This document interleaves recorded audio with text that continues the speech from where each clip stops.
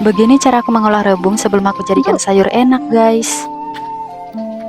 Nah, di video aku yang terakhir kali aku mencari rebung, di sana banyak yang berkomentar seperti ini, "Kak, spilin juga cara kakak mengolah rebungnya sebelum dijadikan sayur, Kak." Dan ini akhirnya aku baru sempat lagi mengedit videonya. Dari aku mencari rebungnya, jenis rebung yang aku ambil apa aja, dan kemudian sekalian nanti aku mau spilin cara aku mengolahnya terlebih dahulu sebelum dijadikan sayur enak, guys.